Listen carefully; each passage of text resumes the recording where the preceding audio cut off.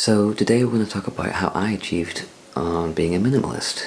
I started off buying a lot of stuff back in the day, and I mentioned this in my previous video, and I wanted to downsize all the things I had. At the time, didn't know about the minimalist, I didn't know about the term minimalism, I didn't know anything really about this movement that I was eventually going to get into. And like a lot of things, I didn't really think it was gonna be for me. I just thought, no, it's one of those fads. One of those little things that people get into for a short amount of time and then move on to something else. I didn't think of anything about it really. But the more research I did about it, and then I watched the documentary by the Minimalist, that was a very good, it's a good documentary. I think it's on Netflix. I knew I wanted to downsize. I had a lot of things I wanted to get rid of. It was just too much clutter, and I have like is it ADHD or something like that? Basically, I find it very difficult to focus on anything really, and my mind is going in constant. It has like 3 or 4 to 10 different trains of thought at one time. I can't do anything for very long, otherwise I will get distracted and leave what I was doing, which is not great. It's not something I appreciate, and I will go into more depth than that someday. That's the reason why I went into minimalism, but I wanted to figure out, where do I start? What do I do? And I looked around my room and realised I had a lot of books. And being dyslexic, having a lot of books is kind of weird, but I'm much better with reading these days, and I actually do enjoy reading quite a lot. And I had a lot of books that I hadn't read or have read partially through, and I just didn't see the point in having them anymore. So what I did was I started with those. I picked out the books I wanted to keep, which is only 2, and they just so happen to be the same book, just in different languages, which is The Hobbit, both in Dutch and English, because I wanted to see if I can eventually read the Dutch version, the Dutch translation of it, which would be funny if I could, because that would be class. That's my goal when it comes to learning Dutch, is to be able to read that book. I downsized, and I got this before I started getting rid of my books, because I thought having an ebook would be great, and it's just a little, well, it's low on battery, but a little really cheap Kindle that I got for like 60 quid, £60 if that makes any sense.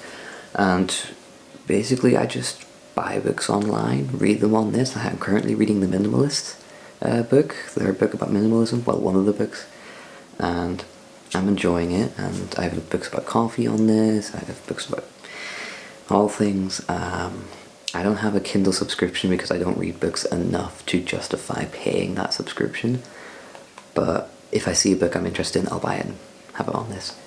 Basically, it costs the similar, sometimes even cheaper, to just have it on this than to have the physical paperback copies or hardback books, and it takes up a fraction of the space. Like, you could have 100 books on this, and it's literally the size of a small book.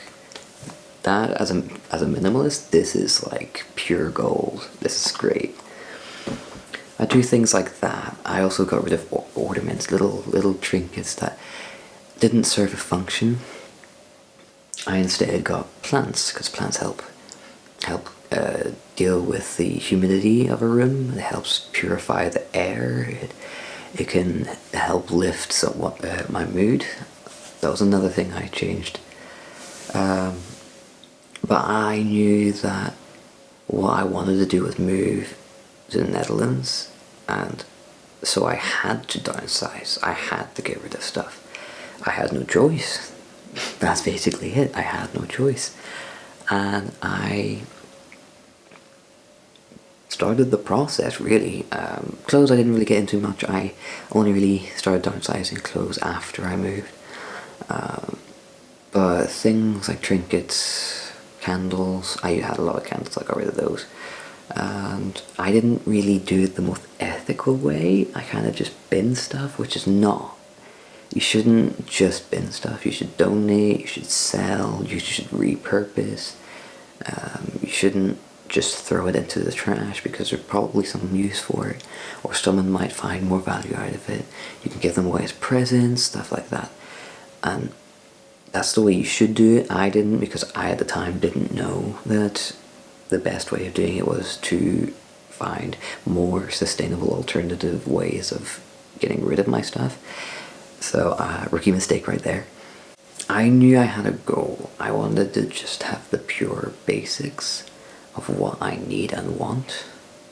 And that's what I did. I basically brought my clothes with me, brought a few material items, things I use often, like my travel coffee mug. Sometimes if I'm late for work but I still want a coffee, I'll throw one in here.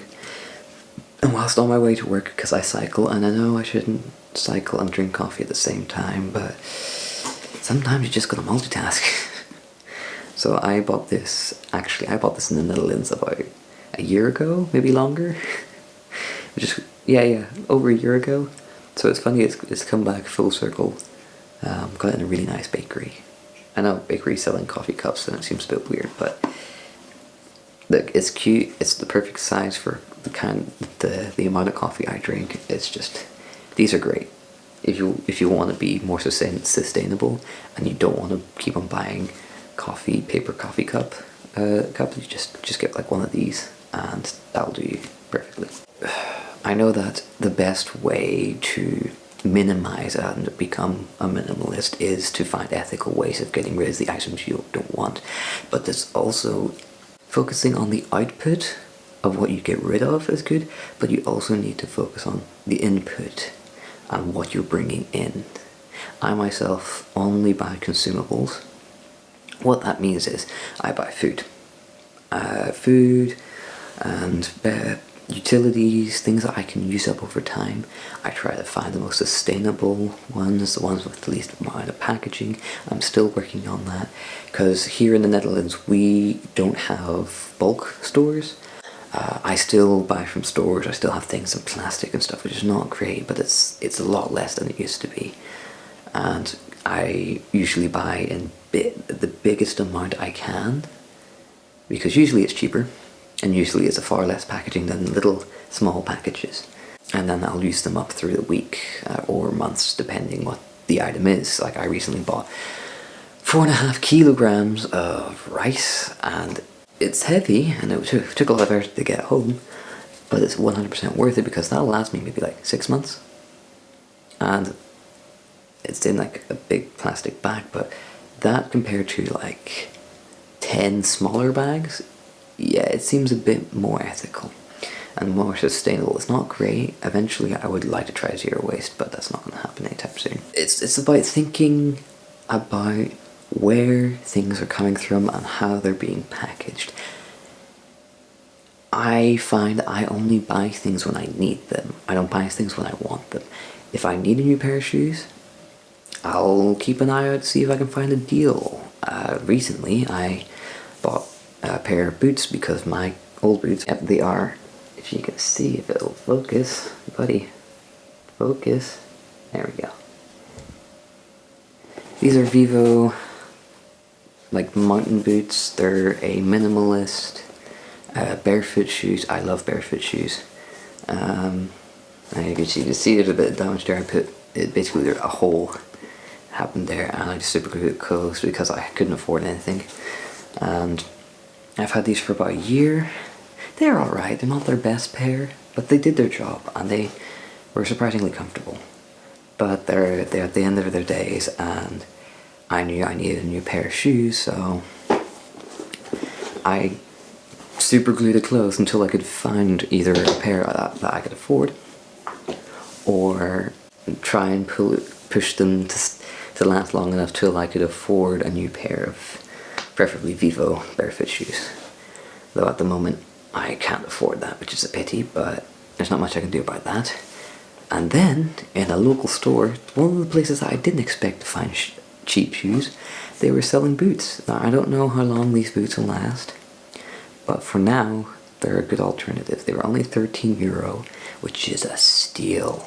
Also, they're kind of cute looking. Now, they're a little scuffed up because I haven't cleaned them since work, but yeah, these are what I'm currently wearing. They're just a normal kind of like mountain boot style shoe. They were a little big on me, but I put my Vivo thermal insoles in them, and because it's winter time, they keep my feet warm, and that's what matters. So these are what I'm currently using. Now, they probably weren't the most ethically made, but I'm trying to find that balance, and that's the thing. You may find that you can't buy something that as ethically created as you wanted, which is a pity, but sometimes you just gotta make a sacrifice. Like, I myself financially couldn't afford another pair of Vivo shoes, or there's another company I found that plants trees every pair that you buy. Like, I think they plant 5 trees per pair of shoes, which is super awesome. That's really good. But again, they didn't have my size because they're sold out, which I was so annoyed because I would have bought them. That's what I'm trying to do. I find now as a minimalist, you really do research about where the products are coming from. What are the products? What packaging the products come in? What benefits of buying these products are?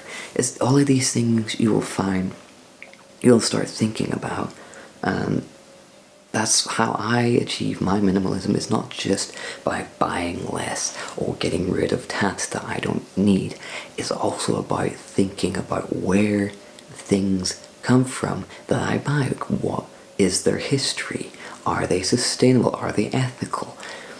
These are things that I have realized I've started really thinking about, and that's a good thing. It means I'm developing as a minimalist, and I still have a long way to go. My minimalist journey is very much still at its beginning, and I'll probably do like a top 10 tip minimalist video sometime in the future. But this is just how I've achieved minimalism. I've learned to decrease what I'm buying and make it more consumable items instead of just random things that have no use. And I've learned that if I want to get rid of something, I should be much more ethical and mindful about how I get rid of it. I hope there's something of value in this video. If there's anything I've missed, or if there's any questions you have, please leave it in the comments below. And I hope you enjoyed this video, and I will see you in the next one.